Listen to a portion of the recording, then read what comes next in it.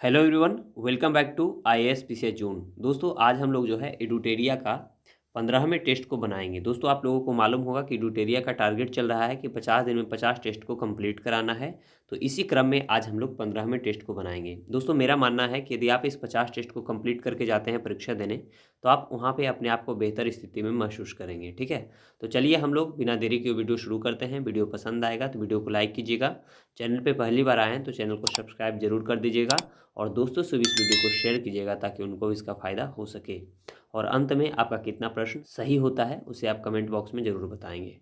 चलिए तो हम लोग बिना देरी के वीडियो को शुरू करते हैं। आज का पहला प्रश्न है, निम्नलिखित में से कौन सा ऑपरेशन जो है राजस्व खुफिया निदेशालय द्वारा शुरू किया गया? तो इसका राइट आंसर हो जाएगा दोस्तों option D, operation border squad. ठीक है, ऑपरेशन बॉर्डर स्क्वाड। चलिए सारे हम ऑपरेशन के बारे में जान लेते हैं। पहला दिया गया है ऑपरेशन कन्विक्शन। देखिए, ऑपरेशन कन्विक्शन जो है उत्तर प्रदेश सरकार के द्वारा चलाया गया है। ठीक है, यूपी सरकार के द्वारा चलाया गया है।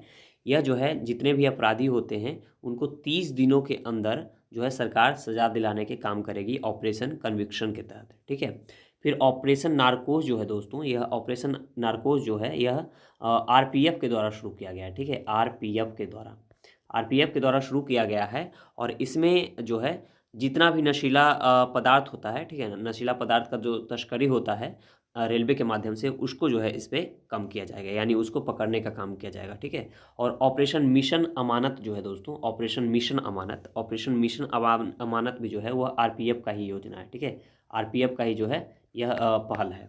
और इसके तहत जो है ऑपरेशन मिशन अमानत के तहत जो भी सामान आपका खो जाता है, ठीक है ना, उसको वापस पाने के लिए आरपीएफ आपकी मदद करेगी। ठीक है, यही है ऑपरेशन मिशन अमानत। और आप जान लीजिए कि आरपीएफ के द्वारा जो है और बहुत सारी योजनाएं चलाई गई है, जैसे कि जो पूछा जाता है एग्जाम में, ऑपरेशन आहत। ठीक है, ऑपरेशन आहत भी आरपीएफ के द्वारा ही शुरू किया गया है। ऑपरेशन मेरी सहेली, जो कि बिहार दरोगा में पूछा भी गया था, ऑपरेशन मेरी सहेली, ऑपरेशन नन्हे फरिश्ते, ये सब जो है आरपीएफ के द्वारा शुरू किया गया है। ठीक है, तो कुछ जो ऑपरेशन है इनको आप ध्यान में रखेंगे। चलिए बढ़ते हैं हम लोग नेक्स्ट प्रश्न की ओर। दूसरा प्रश्न है, डीएसएसएआर यानी डीएएसएआर मिशन के तहत किस देश के डीएएसएआर उपग्रह सहित कुल 7 उपग्रहों को इसरो द्वारा सफलतापूर्वक अंतरिक्ष में भेजा गया? ठीक है, तो देखिए इसका राइट आंसर हो जाएगा दोस्तों ऑप्शन है सिंगापुर। ठीक है, डीएसएसएआर जो मिशन है दोस्तों, आप इसके बारे में जान लीजिए कि इसरो के द्वारा अंतरिक्ष में भेजा गया डीएसएसएआर मिशन के तहत जो है कुल 7 उपग्रह को भेजा गया। ठीक है, पहले तो आप ये याद रखेंगे। दूसरा याद रखेंगे कि डीएसएसएआर जो मिशन है यह सिंगापुर का था। ठीक है, जो कि इसरो ने लॉन्च किया था। दूसरा याद रखेंगे। तीसरा याद रखेंगे कि यह जो डीएसएसएआर जो मिशन है इसको लॉन्च किया गया है, याद रखेंगे वो व्हीकल का नाम है पीएसएलवी। ठीक है, पीएसएलवी C56 इससे जो है इसको लॉन्च किया गया है डीएसएसएआर मिशन को। और यह जो लॉन्च किया गया है दोस्तों, यह लॉन्च किया गया है कहाँ से? सतीश धवन अंतरिक्ष केंद्र श्रीहरिकोटा से। ठीक है, याद रखेंगे श्रीहरिकोटा से, श्रीहरिकोटा से। ओके, इसको आप याद रखेंगे। ठीक है, और ये श्रीहरिकोटा कहाँ है दोस्तों? यह जो है आंध्र प्रदेश में, ये भी आप याद रख लीजिएगा। चलिए बढ़ते हैं हम लोग नेक्स्ट प्रश्न की ओर। नेक्स्ट प्रश्न है, आईसीसी विश्व कप 2023 के ब्रांड एम्बेसडर कौन है? ठीक है, बहुत ही बढ़िया प्रश्न है। तो इसका राइट आंसर क्या हो जाएगा दोस्तों? इसका राइट आंसर हो जाएगा ऑप्शन डी, शाहरुख खान। ठीक है, आईसीसी विश्व कप 2023 का जो ब्रांड एम्बेसडर है दोस्तों कौन है? वह है शाहरुख खान है। ठीक है, तो चलिए हम देख लेते हैं, इसके बारे में थोड़ा सा जान लेते हैं। ठीक है, तो सबसे पहले आप ये जान लीजिए कि जो वर्ल्ड कप 2023 है यह टोटल कितने दिन खेला जाएगा? 46 दिन खेला जाएगा। ठीक है, टोटल जो है 46 दिन खेला जाएगा और 46 दिन में टोटल 48 मैच खेला जाएगा। ठीक है, ये भी आप याद रखेंगे, 48 मैच खेला जाएगा। याद रखेंगे 48 मैच जो है टोटल खेला जाएगा। ओके, और यह टोटल जो है इसमें 10 टीम हिस्सा ली है। कितना टीम? 10 टीम जो है हिस्सा ली है। याद रखेंगे 10 टीम जो है इसमें हिस्सा पार्टिसिपेट करी है।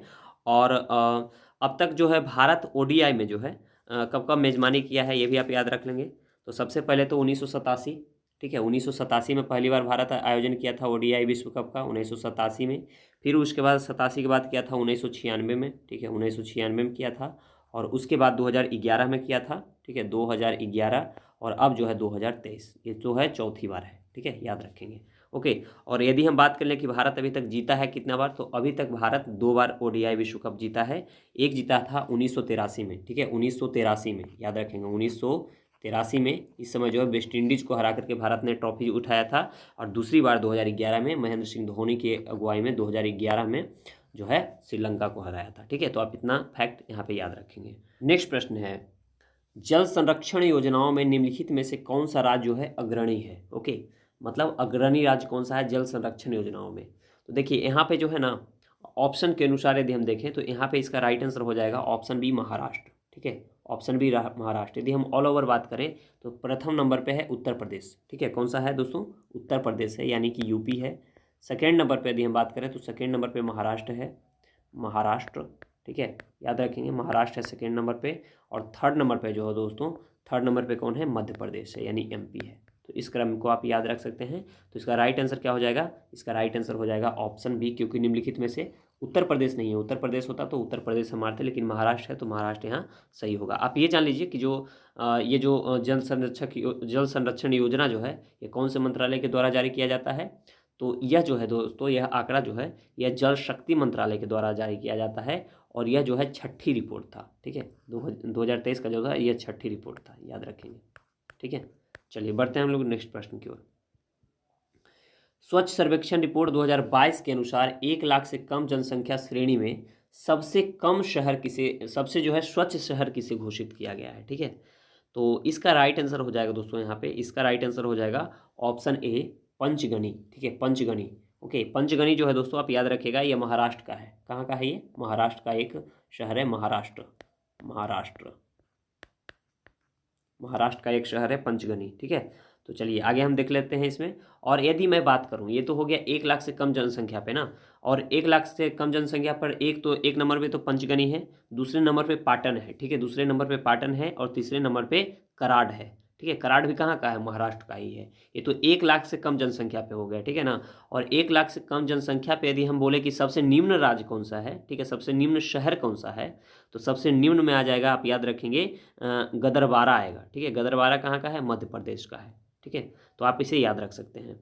उसके बाद फिर मैं बात करूँ, यदि 1 लाख से ऊपर जनसंख्या में प्रथम राज्य कौन सा है, तो वह प्रथम शहर कौन सा है, तो वह इंदौर है, ठीक है। प्रथम 1 लाख से ऊपर वाले में इंदौर है, सेकंड नंबर पे सूरत है, और थर्ड नंबर पे नवी मुंबई है। तो ये भी आप याद रखेंगे।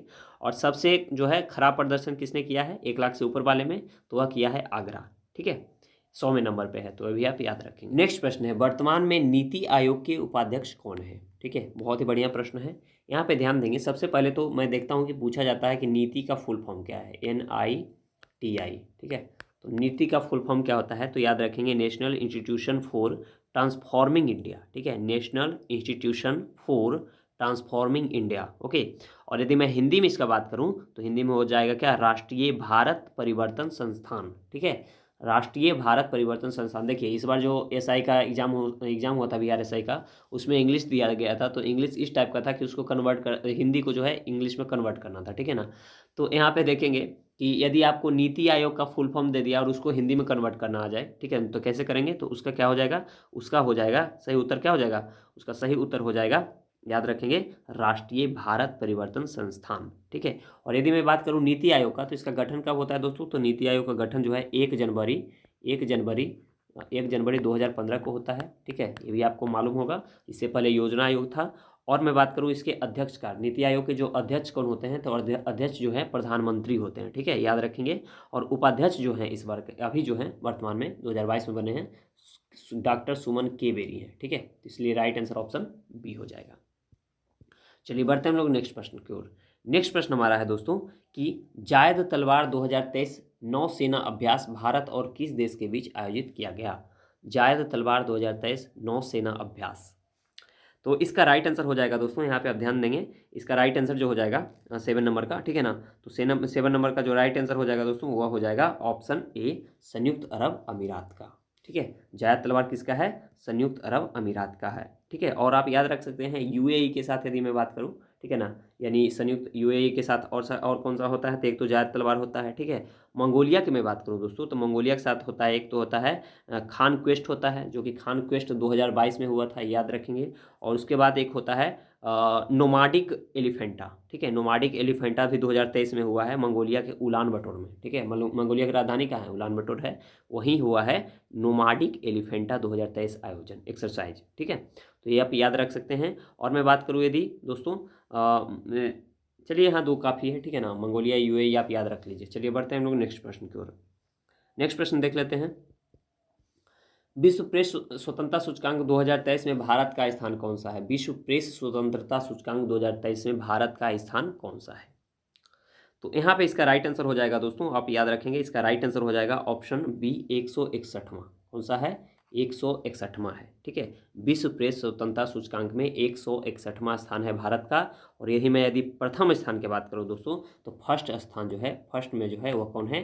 नॉर्वे है, ठीक है, नॉर्वे जो है ये फर्स्ट में है, ठीक है। ये तो 2023 का है ना। 2022 का यदि आपसे पूछ लिया जाएगा कि 2022 में भारत का स्थान कौन सा था, तो 2022 में आप याद रखेंगे 2022 में भारत का स्थान था 150वां। कौन था? 150वां था। और इस बार जो है बढ़ करके क्या हो गया है? 161वां हो गया है, ठीक है, यानी घट गया, सॉरी, घट करके क्या हो गया है? 161वां हो गया है, आप याद रखेंगे। और उसके बाद यदि आपसे जारीकर्ता पूछ लिया जाए कि विश्व प्रेस स्वतंत्रता सूचकांक के जारीकर्ता कौन है, तो जारीकर्ता होता है इसका रिपोर्टर्स विदाउट बॉर्डर्स, जो कि फ्रांस की एक संस्था है, ठीक है, वही जारी करती है।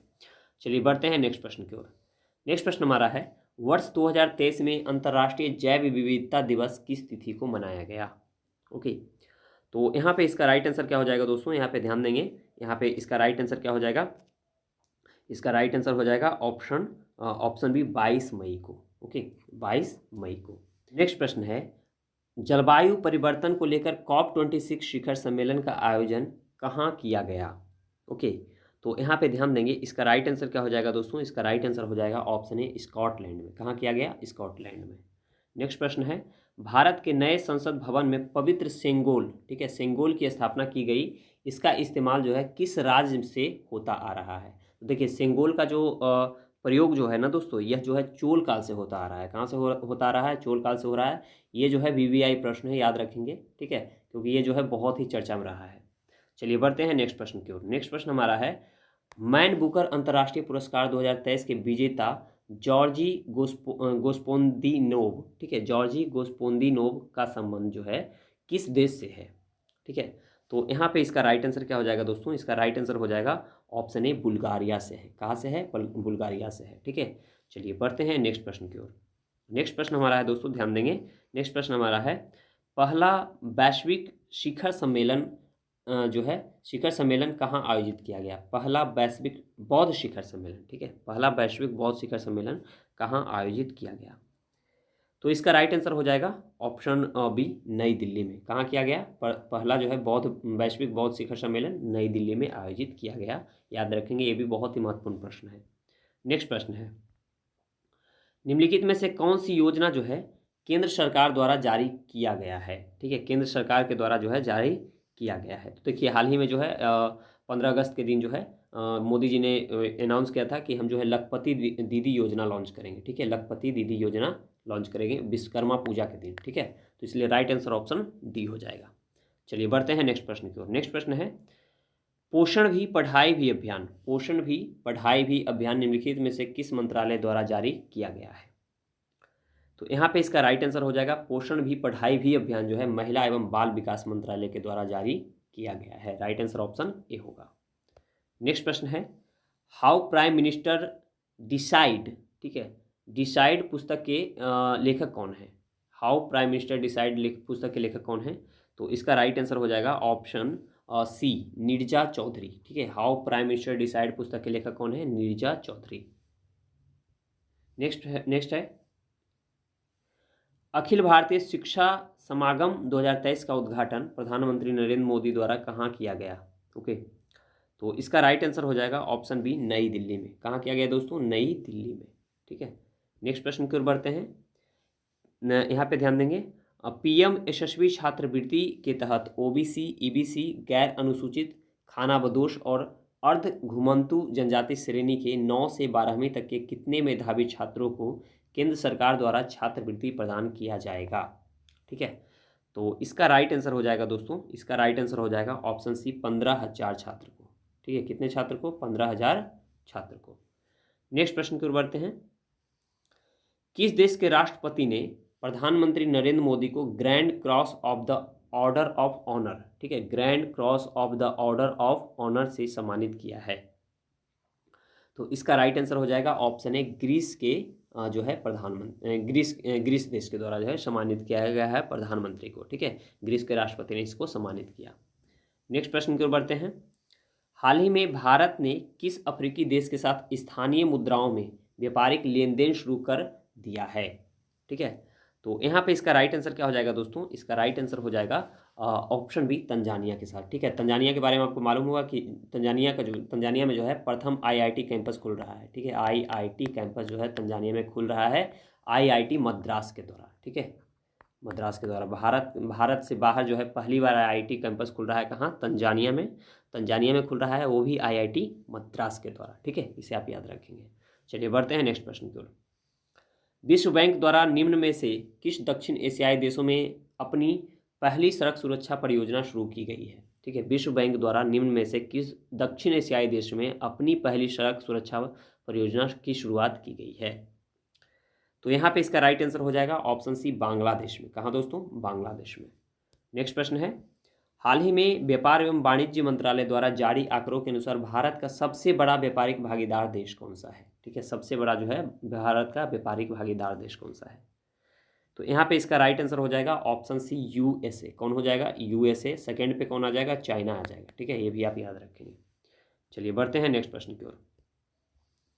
हाल ही में एप्पल कंपनी ने किस बैंक के साथ साझेदारी कर भारत में अपना पहला क्रेडिट कार्ड, ठीक है, लॉन्च करने की योजना बनाई है? बहुत ही बढ़िया प्रश्न है। इसका राइट आंसर हो जाएगा एचडीएफसी बैंक के साथ। किसके साथ? एचडीएफसी बैंक के साथ। ठीक है, राइट आंसर ऑप्शन डी हो जाएगा। नेक्स्ट प्रश्न की ओर बढ़ते हैं। सिपरी द्वारा जारी एक रिपोर्ट के अनुसार भारत सैन्य खर्च के मामले में विश्व में किस स्थान पर है? ठीक है, तो इसका राइट आंसर हो जाएगा दोस्तों ऑप्शन बी, चौथे स्थान पे है। कौन से स्थान पे है? चौथे स्थान पे है, याद रखेंगे। ठीक है, नेक्स्ट प्रश्न की ओर बढ़ते हैं। हाल ही में किस देश द्वारा चांद पर भेजा गया लैंडर मिशन लूना 25, ठीक है, लूना 25 चांद पर सफलतापूर्वक उतरने में असफल रहा?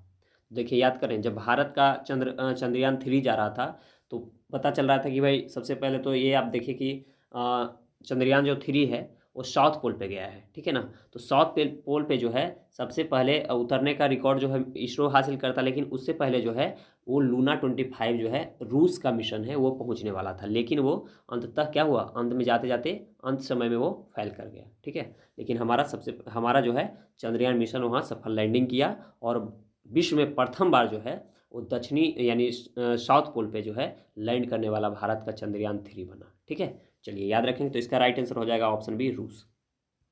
नेक्स्ट प्रश्न की ओर बढ़ते हैं। पृथ्वी की सतह यानी भूप्रपट्टी में, याद रखेंगे, भूप्रपट्टी में उपस्थित तत्व जो है किस क्रम में है? ठीक है, तो यहाँ पे ध्यान रखेंगे आप। भूप्रपट्टी पे देखिए, तो भूप्रपट्टी पे यदि हम बात करें दोस्तों, तो भूप्रपट्टी पे सबसे ज़्यादा क्या है? ऑक्सीजन है। ऑक्सीजन कितना % है? तो ऑक्सीजन जो है 46 ठीक है 46.60, ठीक है 46.60% ऑक्सीजन है एक नंबर पे। दूसरे नंबर पे क्या है? सिलिकॉन है। ठीक है, दूसरे नंबर पर सिलिकॉन है, वो हो जाएगा कितना? 27.72%। ठीक है, 27.72%। और उसके बाद फिर एल्यूमिनियम होगा थर्ड नंबर पे एल्यूमिनियम होगा 8.13%। ठीक है, तो आप याद रख सकते हैं, एक में ऑक्सीजन, दो में क्या हो जाएगा? सिलिकॉन, और तीन में हो जाएगा एल्यूमिनियम। तो ऑक्सीजन, सिलिकॉन और aluminium, right answer option A होगा। ठीक है, यहाँ पे राइट आंसर क्या हो जाएगा? ऑप्शन ए हो जाएगा। चलिए बढ़ते हैं हम लोग नेक्स्ट प्रश्न की ओर। ठीक है, नेक्स्ट प्रश्न की ओर बढ़ते हैं। नेक्स्ट प्रश्न हमारा है, निम्नलिखित ज्वालामुखी एवं स्थित देश का कौन सा मिलान सही है? ठीक है, यहाँ पे जो है कौन सा मिलान जो है यहाँ पे दोस्तों सही है, ये आपको ध्यान देना है। तो सबसे पहले दिया गया है विसुवियस इटली में है, बिल्कुल सही है। विसुवियस कहाँ है दोस्तों? इटली में है। कोटोपैक्सी जो है दोस्तों कहाँ है? इक्वाडोर में है, यह भी सही है। फिर देखिएगा किलिमंजारो यहाँ जापान दे दिया गया, जो कि बिल्कुल क्या है, ये गलत हो जाएगा। ठीक है, किलिमंजारो जापान में नहीं, बल्कि किलिमंजारो कहाँ है दोस्तों? किलिमंजारो जो है तंजानिया में है। ठीक है, किलिमंजारो जो है कहाँ है? तंजानिया में है, याद रखेंगे। किलिमंजारो जो है तंजानिया में है और फुसिया जो है वो जापान में है। ठीक है, तो यहाँ पे ये मिलान गलत कर दिया है। और ये भी जान लीजिए किलिमंजारो जो है यह अफ्रीका का सबसे ऊंचा ज्वालामुखी है, ठीक है। और फुसिया जो है, फुजियामा इसको बोलते हैं, फुजियामा जो है यह जो है जापान का सबसे ऊंचा ज्वालामुखी है, ठीक है। ये जो है अफ्रीका का सबसे ऊंचा है, लेकिन ये फुजियामा जो है जापान का सबसे ऊंचा ज्वालामुखी है। तो इसलिए हमारा पहला दूसरा सही है, तो राइट आंसर क्या हो जाएगा दोस्तों, ऑप्शन ए हो जाएगा, ठीक है। यहाँ पे आप याद रखेंगे। चलिए बढ़ते हैं हम लोग नेक्स्ट प्रश्न की ओर। नेक्स्ट प्रश्न हमारा है, निम्नलिखित में से कौन सी भू आकृति का निर्माण जो है नदी की अपर्दन क्रिया द्वारा होता है, ठीक है। अपर्दन क्रिया के द्वारा पूछा जा रहा है, ओके। तो यहाँ पे ध्यान देंगे, अपर्दन क्रिया के द्वारा क्या होगा, गार्ज का निर्माण होगा। राइट आंसर ऑप्शन ए हो जाएगा। नेक्स्ट प्रश्न की ओर बढ़ते हैं।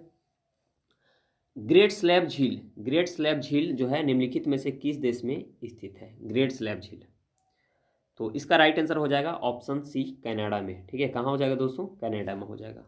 नेक्स्ट प्रश्न है, सिमसा हिमावती, सिमसा हिमावती भवानी निम्न में से किस नदी की सहायक नदियां हैं। सिमसा हिमावती भवानी ये सब जो है किसकी सहायक नदियां हैं दोस्तों, तो यह सब जो है कावेरी की सहायक नदियां हैं, ठीक है। राइट आंसर ऑप्शन डी हो जाएगा।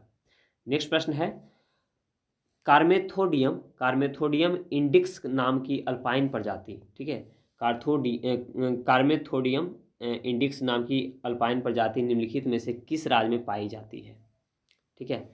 तो यहाँ पे इसका राइट आंसर हो जाएगा दोस्तों ऑप्शन बी, अरुणाचल प्रदेश में। कहाँ पाया जाएगा, पाया जाता है अरुणाचल प्रदेश में कार्मेथोडियम इंडिक्स नाम की अल्पाइन प्रजाति, ठीक है। नेक्स्ट प्रश्न की ओर बढ़ते हैं। निम्नलिखित में से कौन सा प्लेट जो है एशिया एवं प्रशांत महासागर प्लेट के बीच में स्थित है, ठीक है। एशिया एवं प्रशांत महासागर प्लेट के बीच में स्थित है, याद रखेंगे। तो इसका राइट आंसर क्या हो जाएगा, इसका राइट आंसर हो जाएगा ऑप्शन बी, फिलीपींस प्लेट। कौन सा हो जाएगा, फिलीपींस का प्लेट जो हो जाएगा वो एशिया एवं प्रशांत महासागर के बीच में स्थित है। नेक्स्ट प्रश्न की ओर बढ़ते हैं। भारत में सर्वाधिक भूभाग पर किस प्रकार की मिट्टी पाई जाती है। देखिए मिट्टी वाला कल भी प्रश्न आया था, याद रखेंगे। तो इसका राइट आंसर हो जाएगा ऑप्शन बी, जलोढ़ मिट्टी। यही प्रश्न मतलब था, दूसरा था। तो ये प्रश्न मैं बताया था कि भारत में सबसे ज़्यादा जो है मात्रा में कौन सी मिट्टी पाई जाती है, जलोढ़ मिट्टी, ठीक है। नेक्स्ट प्रश्न की ओर बढ़ते हैं। भारत में मृदा अपरदन व उसके दुष्परिणामों पर नियंत्रण हेतु केंद्रीय मृदा संरक्षण बोर्ड का गठन जो है कब किया गया, ठीक है। यानी केंद्रीय मृदा संरक्षण बोर्ड का गठन कब हुआ था, तो वह हुआ था 1953 में, ठीक है। मृदा संरक्षण बोर्ड का गठन कब हुआ, 1953 में, याद रखेंगे। नेक्स्ट प्रश्न की ओर बढ़ते हैं। 2011 के जनगणना के अनुसार ग्रामीण क्षेत्र में सर्वाधिक साक्षरता वाला राज्य कौन सा है, ठीक है, ग्रामीण क्षेत्र में। तो देखिए सर्वाधिक यदि साक्षरता की बात करें हम दोस्तों, तो वह कहाँ है, केरल में है, ठीक है। जब केरल में सर्वाधिक साक्षरता होगा तो वहीं पे ग्रामीण साक्षरता भी तो ज़्यादा होगा, शहरी साक्षरता भी तो ज़्यादा होगा, ठीक है। तो राइट आंसर क्या हो जाएगा, ऑप्शन सी, ठीक है। सबसे कम साक्षरता कहाँ है, सबसे कम साक्षरता बिहार में है, ठीक है, बिहार में है सबसे कम। चलिए बढ़ते हैं नेक्स्ट प्रश्न की ओर। राजनीतिक सुधारों को लेकर विरोध करने वाले पहले भारतीय नेता निम्नलिखित में से कौन थे। राजनीतिक सुधारों को लेकर के विरोध करने वाले पहले भारतीय नेता कौन थे। तो इसका राइट आंसर हो जाएगा ऑप्शन बी, बाल गंगाधर तिलक। कौन थे, बाल गंगाधर तिलक थे। नेक्स्ट प्रश्न की ओर बढ़ते हैं। यूनाइटेड इंडियन पैट्रियाट एसोसिएशन, ठीक है, यूनाइटेड इंडियन पैट्रियाट एसोसिएशन की स्थापना किसने की थी। तो इसका राइट आंसर हो जाएगा दोस्तों, यहाँ पे देखेंगे राजा शिव प्रसाद भी हैं और अहमद खां भी हैं, यानी दोनों के दोनों हैं। तो राइट आंसर ऑप्शन डी होगा, बी और सी दोनों। नेक्स्ट प्रश्न की ओर बढ़ते हैं। अखिल भारतीय किसान सभा के प्रथम सत्र की अध्यक्षता किसके द्वारा किया गया था, ठीक है। तो यहाँ पे ध्यान देंगे दोस्तों, इसका राइट आंसर क्या हो जाएगा, इसका राइट आंसर हो जाएगा ऑप्शन बी, स्वामी सहजानंद के द्वारा, ठीक है, सहजानंद सरस्वती के द्वारा। ये जो किसान सभा जो है, अखिल भारतीय किसान सभा, इसका गठन कब, कौन से अधिवेशन में हुआ था, तो ये भी आप याद रखेंगे, लखनऊ अधिवेशन 1936 का लखनऊ अधिवेशन, ठीक है, लखनऊ अधिवेशन। कांग्रेस का, आईएनसी का, इंडियन नेशनल कांग्रेस का लखनऊ अधिवेशन 1936 में जो है अखिल भारतीय किसान सभा की अध्यक्षता किसने किया था, गठन हुआ था, और उसकी अध्यक्षता किए थे स्वामी सहजानंद, ठीक है। और बिहार में किसान सभा की स्थापना जो है स्वामी सहजानंद के द्वारा ही किया गया, ये भी आप याद रखेंगे। चलिए बढ़ते हैं नेक्स्ट प्रश्न की ओर। नेक्स्ट प्रश्न है, आशा सहाय जो है, आशा सहाय किस आंदोलन से संबंधित थी, आशा सहाय। तो इसका राइट आंसर हो जाएगा दोस्तों ऑप्शन सी, आज़ाद हिंद फौज से। आशा सहाय जो है किससे संबंधित थी, आज़ाद हिंद फौज से, ठीक है। नेक्स्ट प्रश्न की ओर बढ़ते हैं। निम्न में से किस गवर्नर ने पंचवर्षीय बंदोबस्त चलाया था? पंचवर्षीय बंदोबस्त, ठीक है, पंचवर्षीय बंदोबस्त किसने चलाया था? वॉरेन हेस्टिंग्स ने, ठीक है, वॉरेन हेस्टिंग्स ने। नेक्स्ट प्रश्न है, दक्षिण पूर्वी तट पर अंग्रेजों ने अपनी पहली कोठी जो है कब स्थापित की थी? ठीक है, याद रखें, जैसे ये है इंडिया, तो इंडिया का ये नॉर्दर्न जो है, सॉरी साउदर्न एरिया है। तो यहाँ पे आप देखें क्या पूछ रहा है, दक्षिण पूर्वी, ठीक है, तो दक्षिण पूर्वी इधर क्या होता है, ईस्ट होता है, इधर वेस्ट होता है, ऊपर की ओर नॉर्थ होता है, नीचे की ओर साउथ होता है। तो पूछ रहा है आपसे दक्षिण पूर्वी, ठीक है, दक्षिण और पूर्वी, तो दक्षिण और पूर्वी यानी इस तट का बात कर रहा है। तो इस तट पे जो है अंग्रेजों ने अपनी पहली कोठी जो है कब स्थापित की थी? तो इसका राइट आंसर हो जाएगा दोस्तों ऑप्शन बी, 1611 में, ठीक है, कहाँ, 1611 में, ठीक है, मछलीपट्टनम में। नेक्स्ट प्रश्न की ओर बढ़ते हैं, 1857 की क्रांति की औपचारिक शुरुआत जो है कब हुई थी? 1857 की क्रांति की औपचारिक शुरुआत, तो इसका राइट आंसर हो जाएगा दोस्तों ऑप्शन ए, 10 मई 1857 को, ठीक है, 10 मई 1857 को मेरठ से। नेक्स्ट प्रश्न की ओर बढ़ते हैं, कालिदास द्वारा रचित पुस्तक मालविकाग्नि मित्रम का संबंध जो है किस वंश से है? कालिदास द्वारा रचित पुस्तक मालविकाग्नि मित्रम का संबंध जो है किस वंश से है?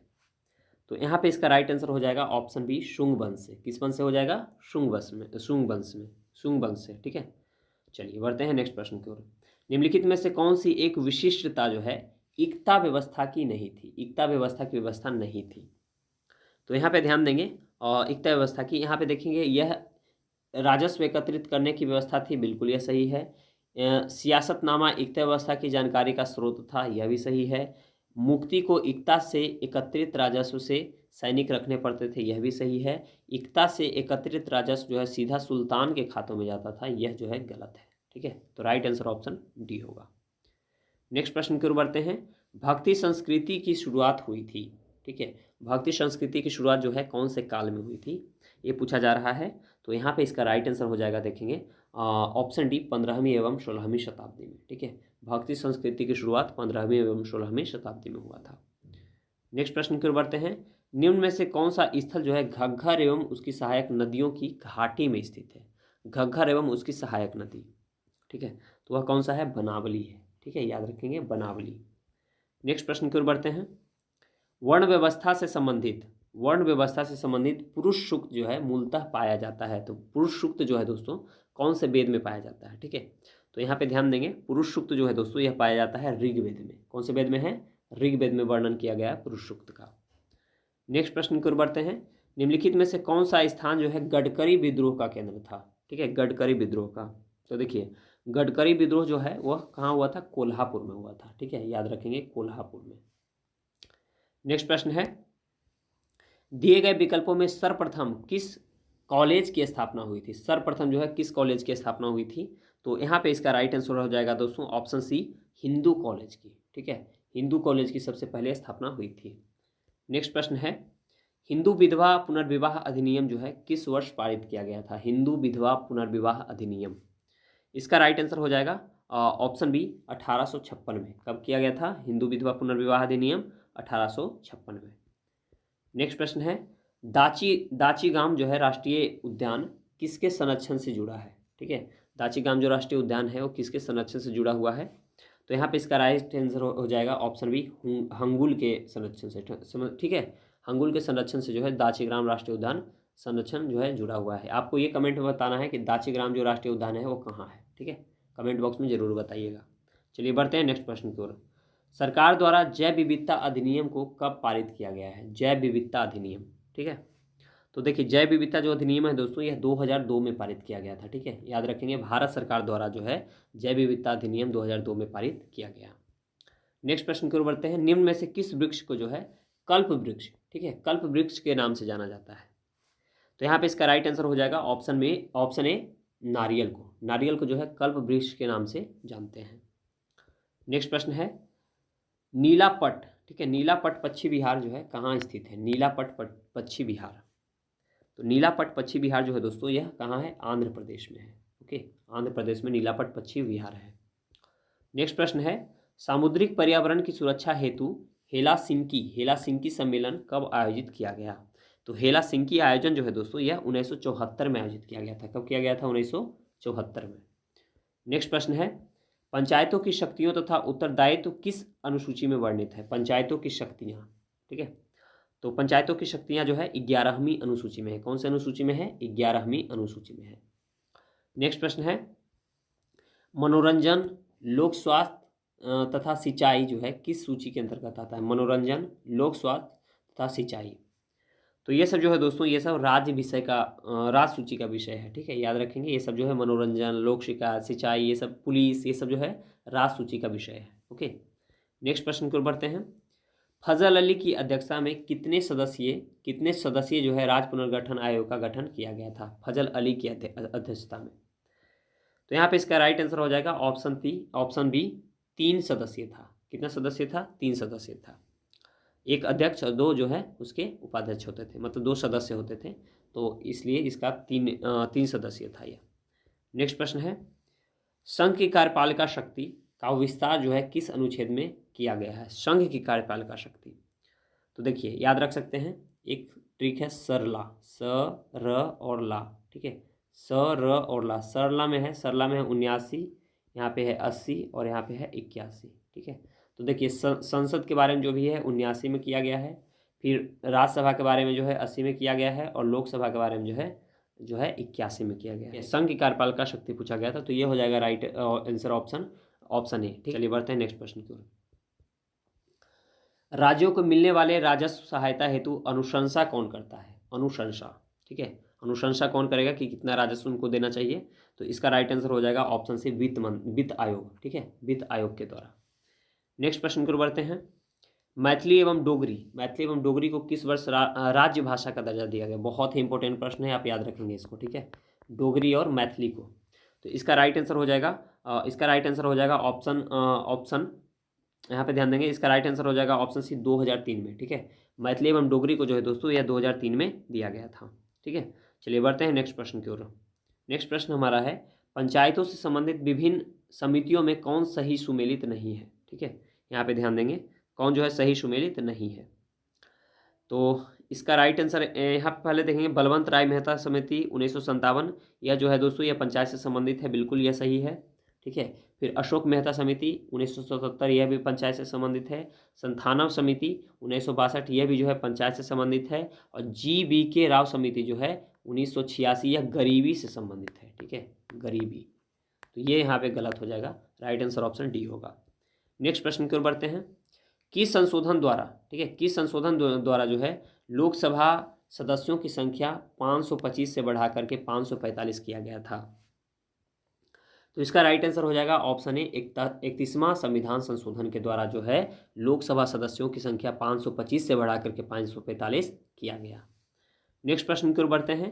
भारत में विधि अधिकारी में निम्न में से कौन जो है नहीं आता है? विधि अधिकारी में, ठीक है, तो यहाँ पे ध्यान देंगे, इसमें जो है कानून मंत्री नहीं आएंगे, मंत्री जो है विधि अधिकारी नहीं होंगे, बाद बाकी महान्यायवादी, महाधिवक्ता, अपर महाधिवक्ता, ये तीनों जो है विधि अधिकारी हैं, ठीक है, याद रखेंगे, अधिकारी हैं ये, जबकि ये क्या है, कानून मंत्री होते हैं।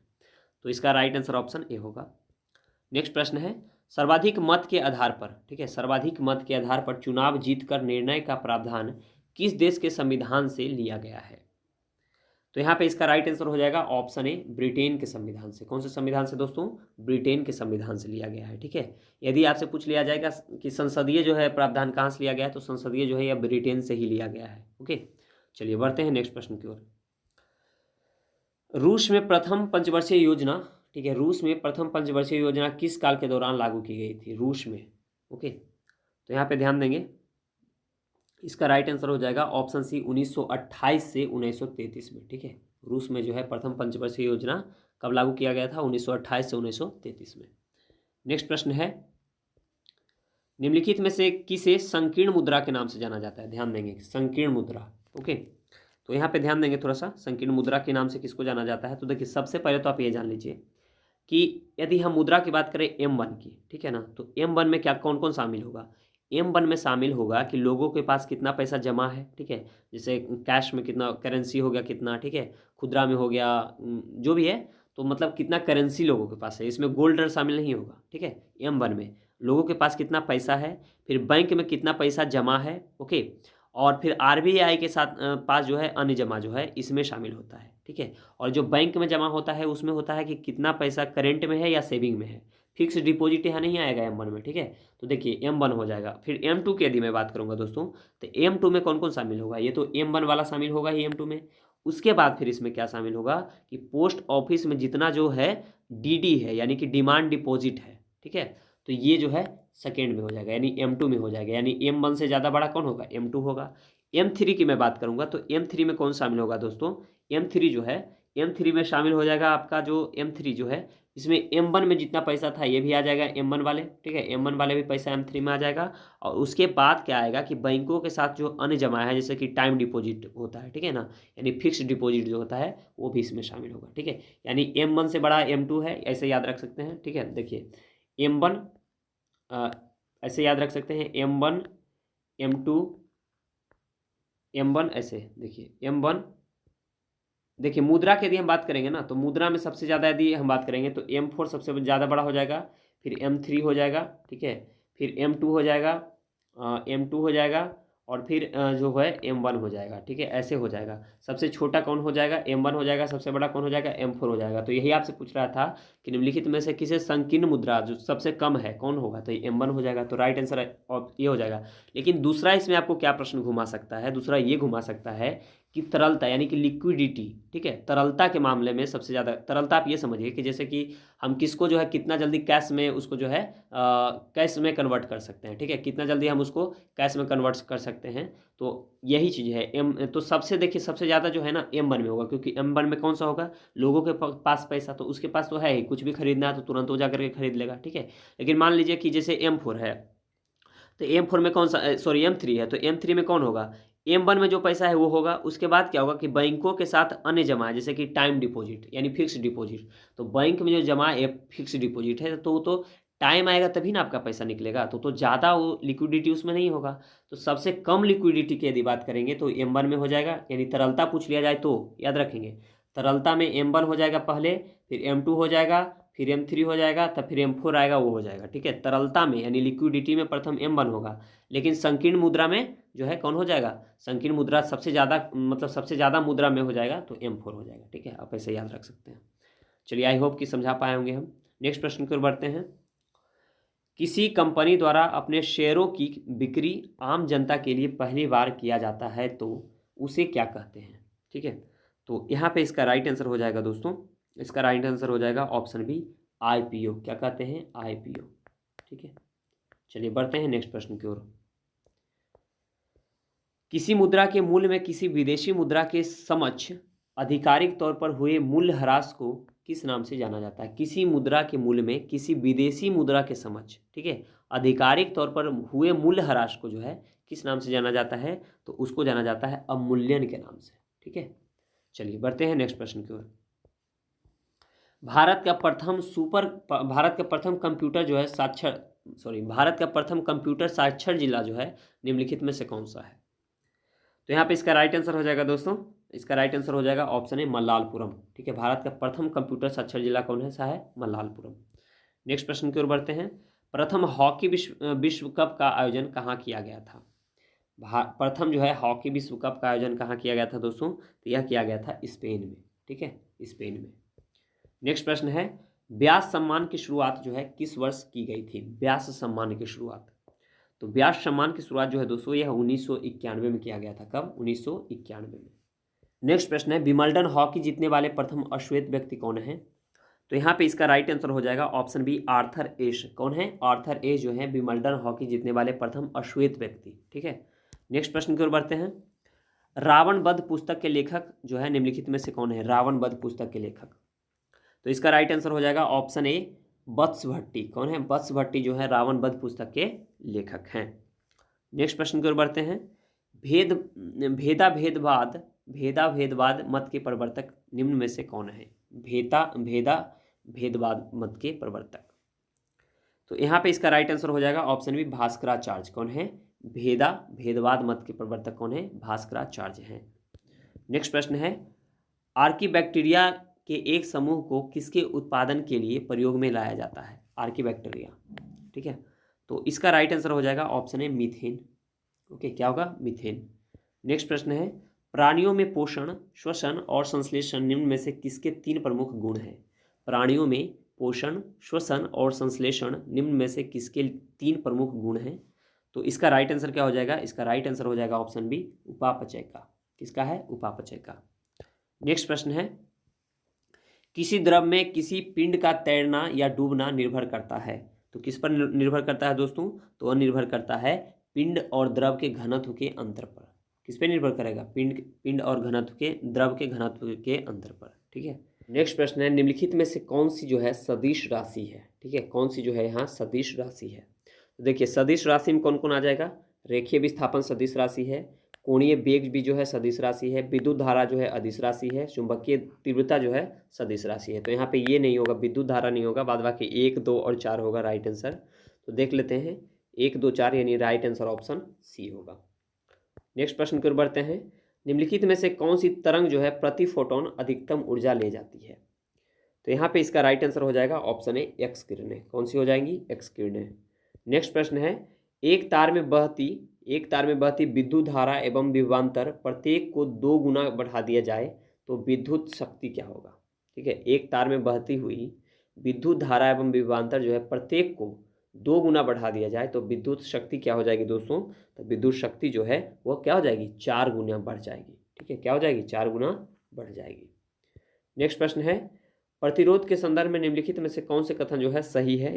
यहाँ पे आपको ध्यान देना है। तो पहला दिया गया है, प्रतिरोध हमेशा क्षेत्रफल के व्युत्क्रमानुपाती होता है, जो कि बिल्कुल सही है। ठीक है। दूसरा है, प्रतिरोध हमेशा लंबाई के अनुक्रमानुपाती होती है, यह भी सही है। फिर प्रतिरोध हमेशा तापमान के अनुक्रमानुपाती होती है, ये तो गलत है। ठीक है, तो राइट आंसर ऑप्शन 1 और 2 हो जाएगा। ठीक है, यानी 1 और 2 सही है, यानी राइट आंसर ऑप्शन ए होगा। नेक्स्ट प्रश्न की ओर बढ़ते हैं, किस पदार्थ का उपचयन, ठीक है, किस पदार्थ का उपचयन होता है यदि उसमें जो है क्या हो जाएगा? ऑक्सीजन में वृद्धि हो जाएगा, ऑक्सीजन में ह्रास हो जाएगा, या हाइड्रोजन में वृद्धि या हाइड्रोजन में ह्रास हो जाएगा। ठीक है, तो यहाँ पे ध्यान देंगे, तो यहाँ पे हो जाएगा कि ऑक्सीजन में वृद्धि होना चाहिए और क्या होना चाहिए? ऑक्सीजन में वृद्धि होना चाहिए और उसके साथ ही जो है हाइड्रोजन की ह्रास भी होना चाहिए। ठीक है, किसी पदार्थ का उपचयन होता है यदि उसमें ऑक्सीजन में वृद्धि हो और हाइड्रोजन को ह्रास हो। ठीक है, तो राइट आंसर 1 और 4 हो जाएगा, यानी राइट आंसर हो जाएगा ऑप्शन सी। ठीक है, नेक्स्ट प्रश्न की ओर बढ़ते हैं हम लोग दोस्तों। नेक्स्ट प्रश्न है कि निम्नलिखित में से कौन सा एक उच्चतम मात्रा में हाइड्रोजन आयन यानी H देता है? उच्चतम मात्रा में पूछा जा रहा है। ठीक है ना, तो उच्चतम मात्रा में कौन हो जाएगा? उच्चतम मात्रा में हो जाएगा अमाशय रस। ठीक है, राइट आंसर ऑप्शन डी होगा। नेक्स्ट प्रश्न है, निम्नलिखित में से कौन सा अधातु जो है ठोस अवस्था में मिलता है? अधातु, ठोस अवस्था में अधातु कौन सा मिलेगा? बोरॉन मिलेगा। राइट आंसर ऑप्शन बी हो जाएगा। नेक्स्ट प्रश्न है, निम्न में से कौन सा तत्व जो है शीघ्र संक्षारित होता है? शीघ्र जो है संक्षारित होता है, तो वह कौन सा हो जाएगा दोस्तों? वह हो जाएगा लोहा। राइट आंसर ऑप्शन बी होगा। नेक्स्ट प्रश्न है, आयनिक यौगिक के बारे में निम्न में से क्या सही है? आयनिक यौगिक के बारे में। ठीक है, तो यहाँ पे ध्यान देंगे कि जो है यहाँ पे देखेंगे कौन सा सही है। उनका गलनांक जो है उच्च किंतु क्वथनांक निम्न होता है, गलत है ये। फिर है उसका जो है गलनांक निम्न होता है, देखिए गलनांक निम्न किंतु क्वथनांक उच्च होता है, ये भी गलत दे दिया गया है। फिर देखेंगे कि वे जो है समानतः मिट्टी के तेल में घुलनशील होते हैं। ठीक है, तो मिट्टी के तेल में जो है घुलनशील होते हैं, तो ये भी गलत है। ठीक है, तो यानी तीनों के तीनों का क्या है? गलत है, तो इसमें से कोई नहीं हो जाएगा। ठीक है, कौन सा सही पूछा जा रहा था? तो कोई भी सही नहीं है। चलिए बढ़ते हैं नेक्स्ट प्रश्न की ओर। अयस्क में मिले, यहाँ ध्यान देंगे, अयस्क में मिले अशुद्ध पदार्थ को क्या कहते हैं? तो यहाँ पे इसका राइट आंसर हो जाएगा दोस्तों ऑप्शन सी, गैंग कहते हैं। क्या कहते हैं? गैंग कहते हैं। बहुत ही इंपॉर्टेंट प्रश्न है ये। अयस्क में मिले अशुद्ध पदार्थ को क्या कहते हैं? गैंग कहते हैं। ठीक है, नेक्स्ट प्रश्न की ओर बढ़ते हैं। निम्न में से कौन जो है बहुकोशिकीय जीव है यानी मल्टी सेल्यूलर है? बहुकोशिकीय जीव इसमें कौन सा है दोस्तों? तो बहुकोशिकीय में कौन हो जाएगा? कवक। कवक जो है क्या है? मल्टी सेल्यूलर है। नेक्स्ट प्रश्न है, सूची 1 को सूची 2 के साथ सुमेलित करना है। एक तरफ ग्रंथि दिया गया है तो दूसरी तरफ हार्मोन्स दिया गया है। ठीक है, तो चलिए मिलान करते हैं। देखिए, अग्नाशय ग्रंथि, यह किसके साथ मिलान होगा? इसका ग्लूकॉन के साथ होगा। ठीक है, पहला का तो 4 हो जाएगा। फिर पिट्यूटरी ग्रंथि क्या हो जाएगा दोस्तों? पिट्यूटरी ग्रंथि जो है अवटु ग्रंथि उत्तेजक हार्मोन्स इसके साथ मिलान हो जाएगा।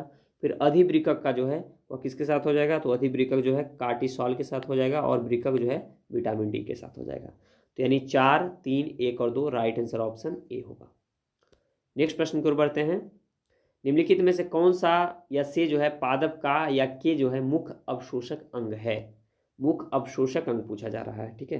तो मुख्य अवशोषक अंग क्या हो जाएगा दोस्तों, जड़ और पत्ती हो जाएगा, ठीक है। राइट आंसर ऑप्शन सी होगा। नेक्स्ट प्रश्न है, पुष्प के विभिन्न भागों में निम्नलिखित में से कौन सा जो है सम्मिलित नहीं है, ठीक है। कौन सा या से जो है सम्मिलित नहीं है। तो यहाँ पे देखेंगे तो इसमें सम्मिलित क्या हो जाएगा, बाह्य दल हो जाएगा, पखुंडी हो जाएगा, पुंकेसर हो जाएगा, लेकिन मूलांकुर नहीं होगा इसमें। राइट आंसर ऑप्शन डी होगा। नेक्स्ट प्रश्न की ओर बढ़ते हैं। निम्नलिखित में से कौन सी पादप गतिविधियां जो है तापमान में परिवर्तन से प्रभावित होती है, ठीक है। तापमान में परिवर्तन से, तो यहाँ पे इसका राइट आंसर हो जाएगा प्रकाश संश्लेषण भी होगा, श्वसन भी होगा और खनिजों का अवशोषण भी होगा, ठीक है। तीनों जो है तापमान में परिवर्तन से प्रभावित होगा, तो इसलिए राइट आंसर ऑप्शन डी हो जाएगा। नेक्स्ट प्रश्न है 94। एम्फीसाइमा, एम्फीसाइमा निम्नलिखित में से किसे प्रभावित करता है। एम्फीसाइमा, ठीक है। तो एम्फीसाइमा जो है दोस्तों यह फेफड़ा को प्रभावित करता है। किसको करता है, फेफड़ा को प्रभावित करता है। और नेक्स्ट प्रश्न है, निम्नलिखित में से कौन सा जो है शारीरिक अंग जो है श्वसन में भाग नहीं लेता है। कौन सा शारीरिक अंग है जो श्वसन में भाग नहीं लेता है। तो श्वसन में भाग कौन सा लेगा, श्वसनी तो लेगा ही, ठीक है। उसके बाद फिर डायफ्राम लेगा और ग्रसनी लेगा, लेकिन बोमन संपुट इसमें नहीं भाग लेगा। तो राइट आंसर ऑप्शन बी हो जाएगा। अब देखिए 96 to 100 जो है वह मैथ्स का प्रश्न है, तो यहाँ पे मैं इसका राइट आंसर बता देता हूँ, इसे आप सॉल्व कर लेंगे, ठीक है। चलिए इसका देखते हैं 96 का, जब आप इसे सॉल्व करेंगे दोस्तों तो इसका राइट आंसर आ जाएगा 60%। 97 नंबर प्रश्न को जब आप सॉल्व करेंगे दोस्तों तो 97 नंबर का जो राइट आंसर आ जाएगा वो आ जाएगा, राइट आंसर आ जाएगा 97 नंबर का, तो वह आ जाएगा, यहाँ पे ध्यान देंगे 16 मिनट और 40 सेकेंड, ठीक है। क्या आ जाएगा, 16 मिनट और 40 सेकेंड। 98 नंबर प्रश्न को जब आप सॉल्व करेंगे तो इसका राइट आंसर आ जाएगा 1/770, ठीक है, 1/770। तो राइट आंसर हो जाएगा ऑप्शन सी। और जब 99 नंबर प्रश्न को आप सॉल्व करेंगे तो इसका राइट आंसर आ जाएगा दोस्तों 30, ठीक है। कितना आएगा, 30 आएगा। और 100 नंबर प्रश्न को आप सॉल्व करेंगे तो इसका राइट आंसर आ जाएगा 6 घंटे। कितना आएगा, 6 घंटे। तो इस प्रकार हम लोगों ने यहाँ पे 100 प्रश्न को देखा है, ठीक है। और आपका इसमें कितना प्रश्न सही हुआ है कमेंट बॉक्स में ज़रूर बताएंगे।